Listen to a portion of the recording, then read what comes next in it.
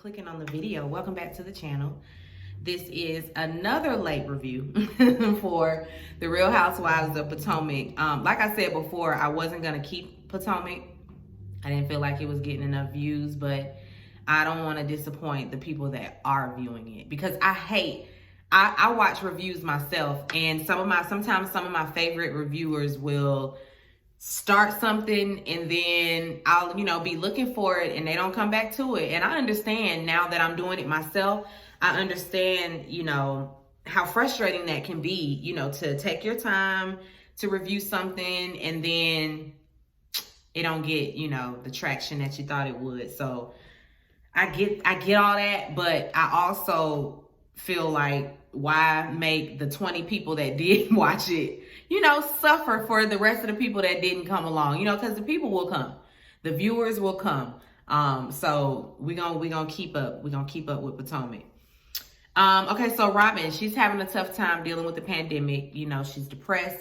It's obvious that she is dealing with a little bit of depression, since, we've all had to be on lockdown in the house, all that, not being able to get up, get dressed and go somewhere nice or whatever, hang out with your friends, just pop up at a friend's house or whatever the case may be, whatever your normalcy was, pre-pandemic.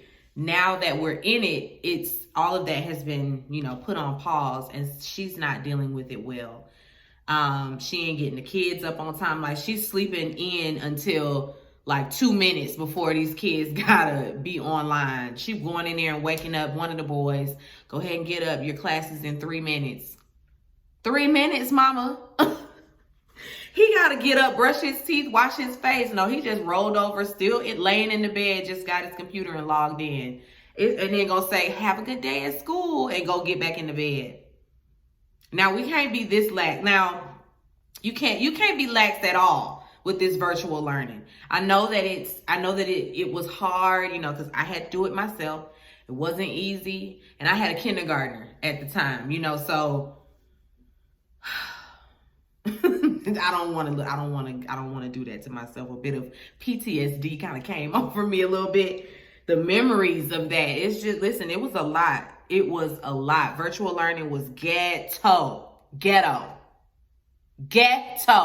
And so I definitely understand Robin's frustration with it. I understand all of that, but you got to do it. You can't, her kids are older, so they definitely got to be there on time, not missing any information.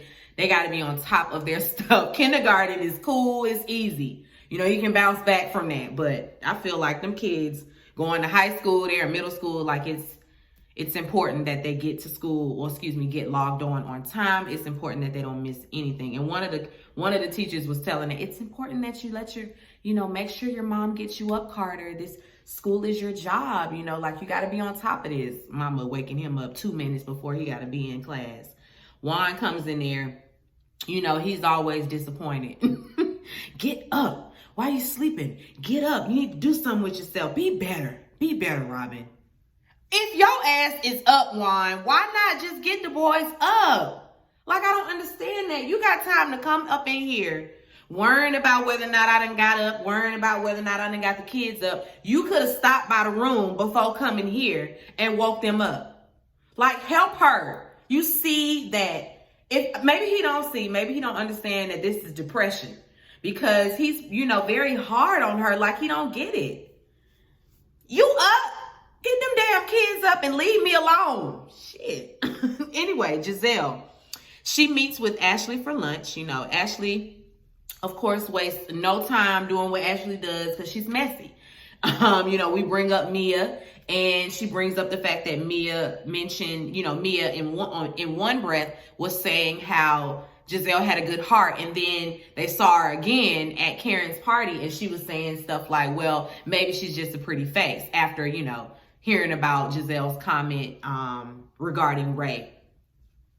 And, Giselle's like, oh, she said that? That's funny because, she's been texting me and Robin, in the group chat. Anyway, Giselle, I'm going to need her to know how she feel about me. I'm going to need her to make up her mind. Anyway, girl, she wants to throw a party for Ashley. you know, a little pampering party. They gonna pamper Ashley. It's all about Ashley before she delivers. She tells her that she don't want to invite Karen, but Ashley is like, well, I'm gonna request that you invite her because Karen and I are, you know, starting anew, and yeah, I want Karen there. And also invite Mia. You know, she's interested to get to know Mia. So cool. Okay, Robin and her friend Ascala are putting together orders, you know, for her hat line. She's doing really well. Embellished is doing really well. She now has a few pieces of clothing on the site, and so she's backed up with orders and she needs the help. And so her friend Ascala is there to help her. Wendy shows up as well. Robin talking about, she's your African sister. It's like, why you had to say it like that, Wendy? I mean, Robin, it was very... You know, it reminded me of like when white people be trying to do that. Don't do that, Robin. Don't put on your fake African accent just because you're talking to your African friends. You know, it's like overkill. Ascala is from, I was about to say Sierra Leone. That is not where that lady from. Ethiopia. And I should have known, you know, for Ethiopians, they all look so much alike. And it's not on some ignorant stuff like all black people look alike, but you can tell somebody is from Ethiopia. You can tell somebody is from Somalia. It's the features. It's the shape of their head. It's the features. It's all of that. You can always tell. And it's like, that's crazy to me. Like you can tell it's a tribe. It's a tribe of people. So I always love it though. But you can always tell. So I'm surprised she just didn't even guess. But anyway, Wendy seems to like Ascala. You know, Ascala seems okay for now. She tells her that she's going to be starting, you know, a home essentials line, and she wants to, you know, start it off with candles. Robin in her confessional is like, I mean, what happened to, I have 4 degrees and I'm a political commentator and I'm a professor at Johns Hopkins. Like, what happened to all of that? Now you pushing candles? Like, how did we get here? But it's like, Robin, we didn't know you to do nothing starting out. And now you got hats. If you can do it, so can she. Mia, we see she's having a glass of wine with her husband, and they talk about Karen's party. You know, and, you know, the fact that she and Wendy were disagreeing on some things. And Gordon say he liked Eddie. You know, it's like, well, damn, I kind of like Eddie. I enjoyed talking to him and all of that. And she's just like, I mean, that's fine and everything. But I mean, it feel like Eddie was giving that he's scared of he's scared of Wendy. She's just like, he couldn't even look me in my face when I met him. Yeah, something is up with them over there at that house. But okay. Back at the warehouse, Robin is still telling Wendy, you know, she don't understand why Wendy came to Karen's defense, you know, when they were having their little dinner at Wendy's house. And Wendy was like, well, we were in my home and I didn't want anybody feeling ganged up on in my home. And so that's why I did that. And Robin is like, it's just funny to me. Girl, shut up. Just please. They always want somebody to be, you know, to just, that whole roll over and be loyal to me, whether I'm right, wrong, or nothing, you know, or indifferent. Like, I'm not with that. If I'm not in agreement with something, or if I'm not, you know, on board with it, I'm just not. You're not gonna make me just because we cool. Anyway, Candace, she checks in on the kids. You know, they hungry. She's been studying or whatever. She goes downstairs to talk to Chris. Chris in there having a drink and setting up his bar. She gets a phone call, a FaceTime from her mom and Dorothy. You know, Dorothy calling. And she, you know, she's asking, so how's the music coming? How's everything going? And she tells her mom that Chris is her manager now. She calls him her husbander. And Dorothy says, okay, good luck with that. And she's like, that was very passive aggressive. What does that mean? Mama say, listen, when these men be quitting their jobs, you know, to try to make sure that their only source of income stays afloat, i.e., your source of income, yeah, that's the problem. That could be a huge problem for you guys In the long run, you know, she feels like it's a control thing. And Candace is just like, mind your business. Chris ain't even that guy. Like, we're a team. We're married. It's a partnership. What's mine is his. What's his is mine. So don't even go down that road. Don't do that. Don't do that. Anybody going into a situation of marriage and your thought process is, you ain't finna just take from me. You know, you're not gonna, you know, it's you're going into the situation wrong. Like, just like Candace said, you are a team. You're married now. So whatever income she does, you know, make, it's the households. You know, like, it ain't just Candace's money. And that's your problem. That's why you got issues now. Because you can't think like that and be married. That's very selfish. And if that's the case, go and just be single. Why get married if your thought process is, when whatever I make is mine? Okay, so what if he decided to say that? Men don't ever have that opportunity. They don't ever have that leeway to say, you know, to hoard all their money, or to say, oh, it's mine. You have yours, I have mine. Men don't do that. Well, at least not the man I'm married to. So I don't understand that. I don't understand that. That's beyond me. Karen, she has Wendy over, and, you know, Wendy crawling back because Wendy needs some help with this business she got. And she knows Karen has, you know, created a perfume. And, you know, she knows that she's done these things, the business side of it all. And she, you know, so she needs a little mentorship. She coming back crawling with her tail between her legs. Because, you know, she had so much to say last year. And now here we are. Now it's a completely different thing. Now she's, you know, over there at Karen's house trying to sit at her feet and get all the knowledge that she can. And, you know, and Karen ain't rubbing it in or nothing like that. She's just like, Wendy is different. We're dealing with a different Wendy this go round. It is what it is. She shows her, you know, her packaging, because she hasn't written the first, well, she says she ain't even finished with the first paragraph of her business plan. She has no budget. It's just like, she don't have nothing figured out logistics wise. All she's done is, you know, the packaging, you know, the products.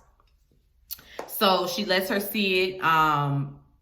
Karen, you know, smells it. She opens it. She's like, oh, this is nice, Wendy. Very classy, Wendy. She smells it. Smells good. And then she's just like, so why would somebody pick your candle up over, you know, what's the people, Yankee Candle? Them. Or, you know, Bath and Body Works. Like, why would somebody pick up yours? And she's just like, I don't know. Like, she ain't like that. She ain't like that. Karen wasn't, you know, a yes man. She's like, I ain't gonna be I'm gonna give you constructive criticism.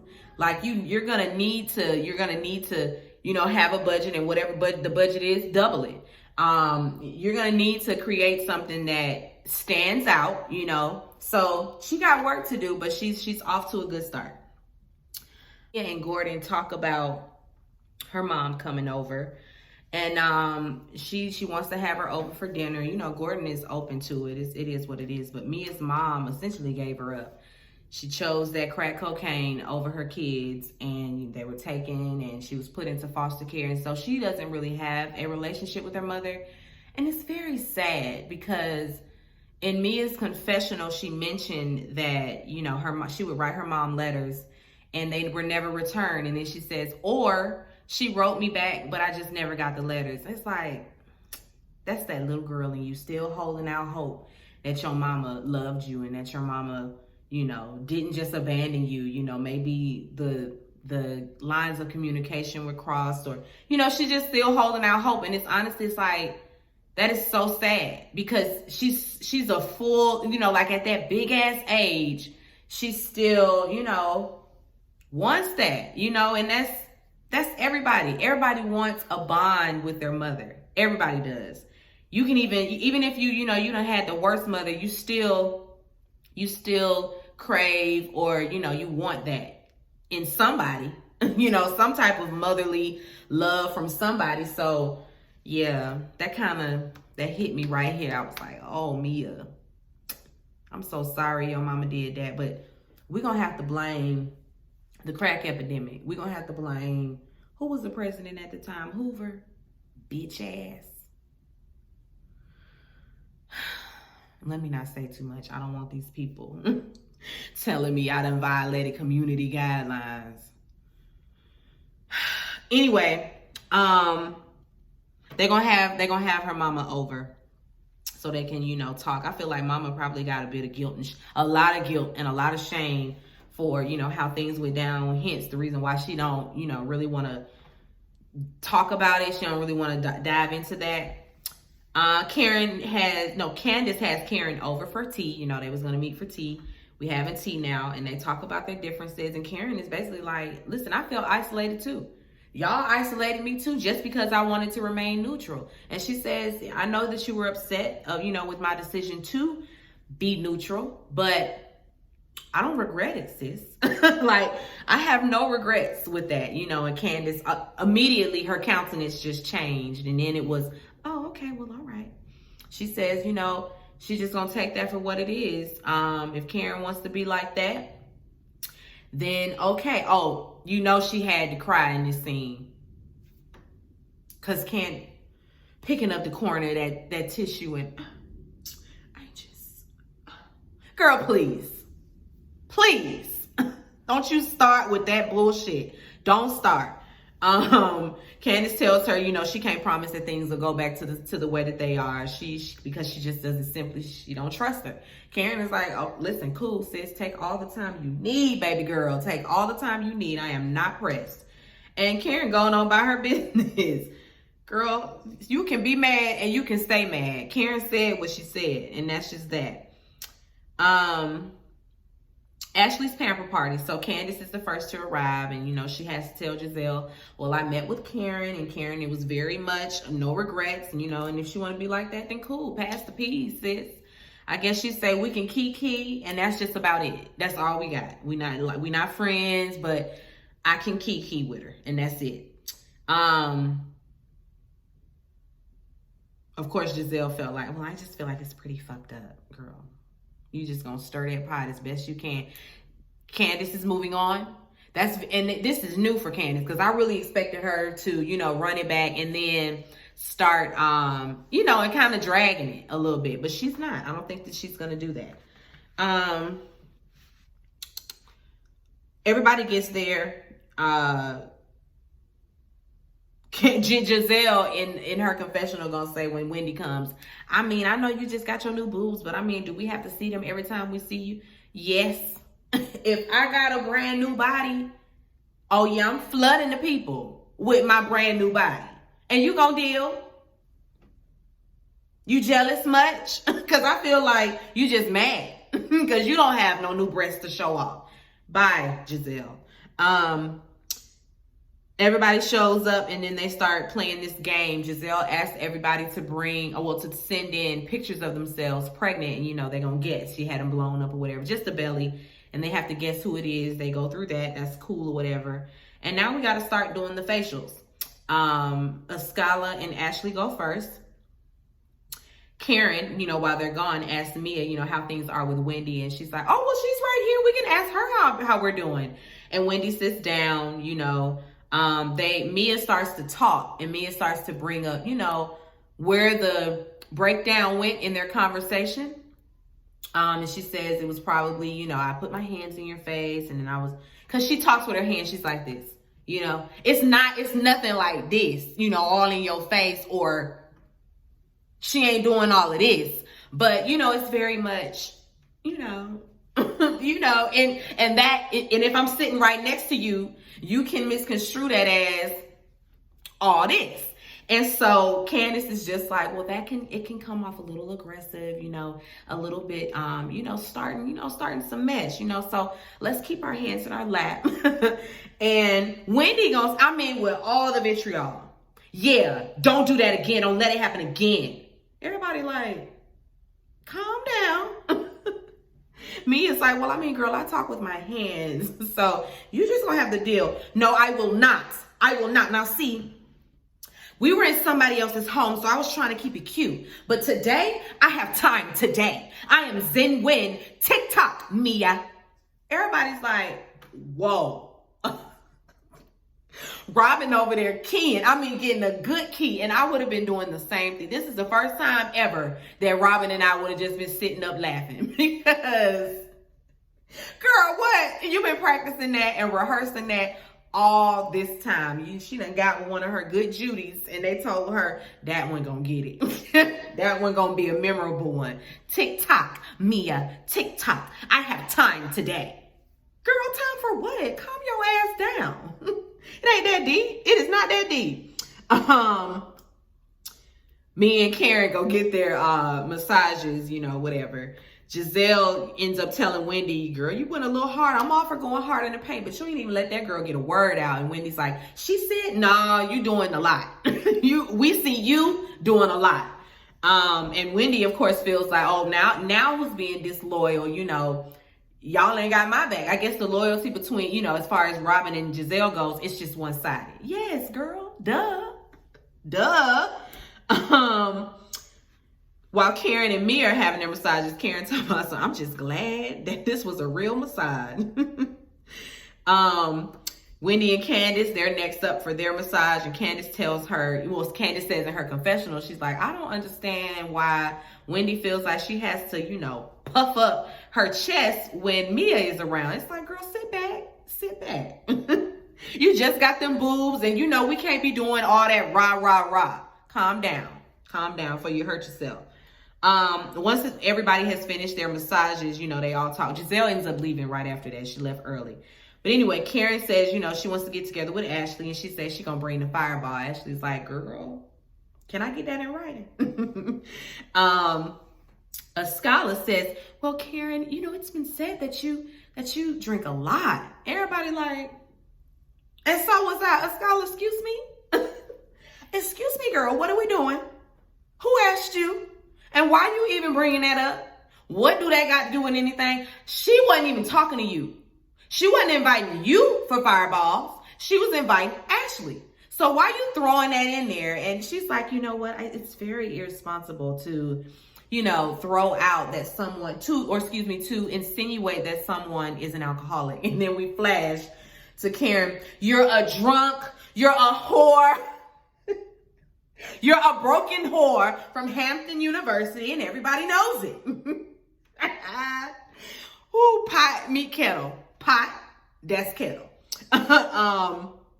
Anyway, she tells her on occasion she has parties, and sometimes, she might be a little tipsy and she gets on the line and calls her friends. That's what it is. Ashley gonna be like, yeah, but it seemed like these parties be a party of one. And so what? If it is, so what? Y'all be answering Karen. Every time she drunk call y'all answer. Don't judge her. Don't do that. Sis deserves a drink. She deserves. A scholar, she wants to pray over Ashley. She says a nice prayer so that she has a safe delivery and all of that. And that's where we end out. I don't know about a scholar. I don't know about her. That little throwing out there, oh, it's been said that you drink a lot. I ain't like that. But I like that she's a praying woman. I like that. And she praying to my God. So I like that too. I don't know. A scholar, we just meeting her, so I don't know. But I am here for Mia.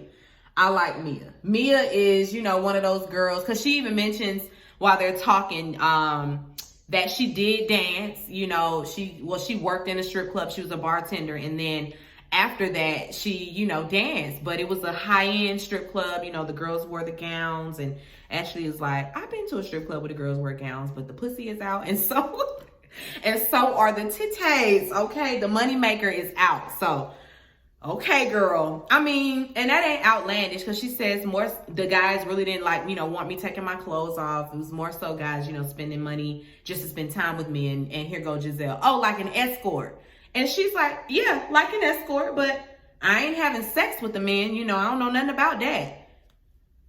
That's equivalent to, oh, so you don't have a home?